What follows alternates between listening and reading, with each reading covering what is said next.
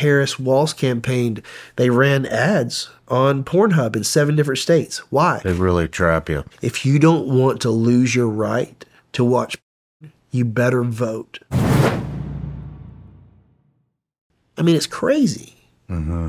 I mean, past, right before November 4th, last big push from the Harris Walz campaign, they ran ads on Pornhub in 7 different states. Why? 120 million viewers a day.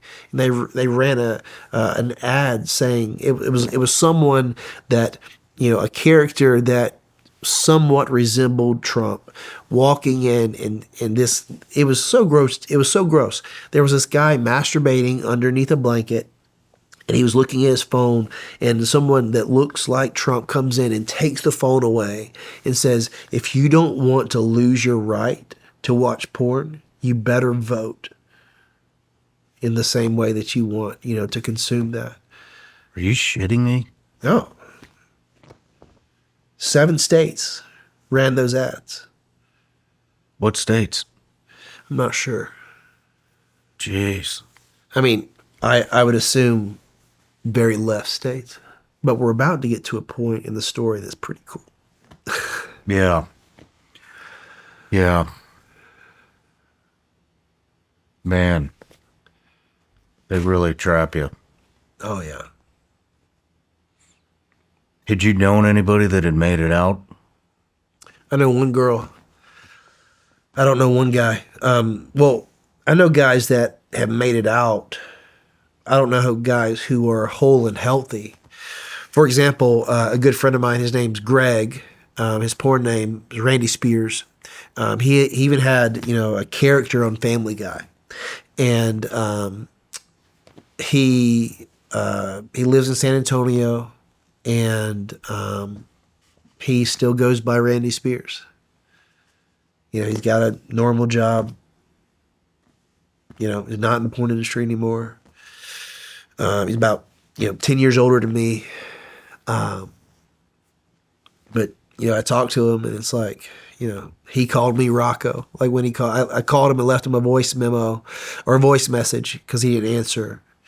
And when he called me back, he called me Rocco, and he said that he was Randy, and he sent me his social, text me his social media, and Randy Spears.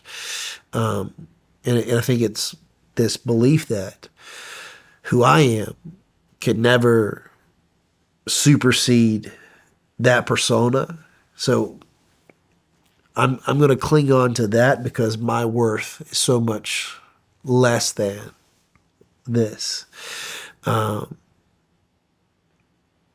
So yeah, I know one person named Brittany. She lives in Santa Barbara with her husband Richard. They're actually both in ministry. They actually help girls that are in trafficking or like prostitution. They kind of help them get back on their feet.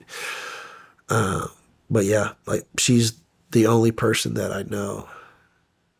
Are any of them reaching out to you? Anybody like, Tons. Tons. How do we get out of this? Tons. Every day. And it's like,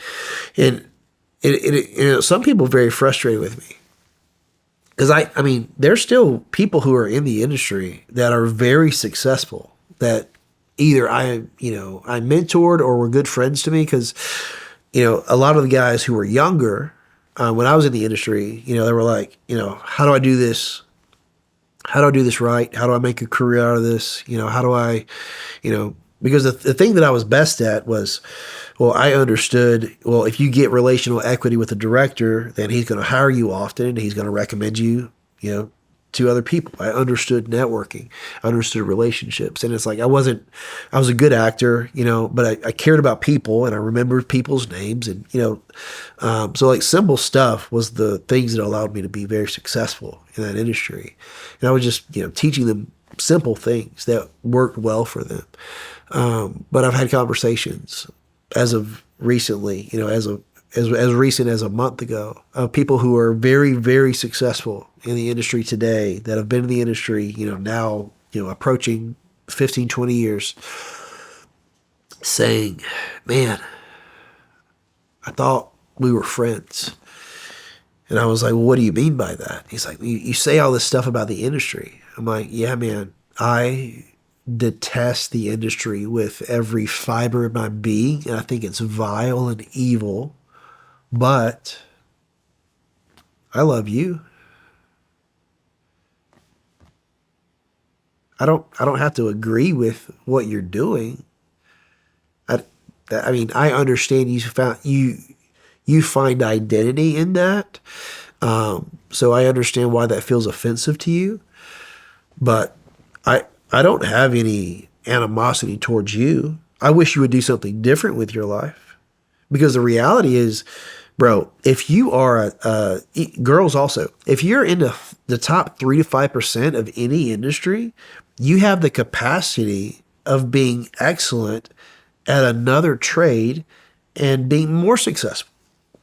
Like, you have charisma and gifts and talents that you are misappropriating. But if you surrender and you submit to your life to the person of Jesus Christ and allow him to take the things that he put in you and point them in the right direction, guess what? You're going to 10x your success. And it's going to be something that you're doing that is fulfilling, because it's going to be the thing that you're made to do. So yeah, I don't hate you. I hate the choices that you're making, but I don't hate you. And they just don't get it. No matter where you're watching Shawn Ryan Show from, if you get anything out of this, please like, comment, subscribe, and most importantly, share this everywhere you possibly can. And if you're feeling extra generous, please leave us a review on Apple and Spotify podcasts.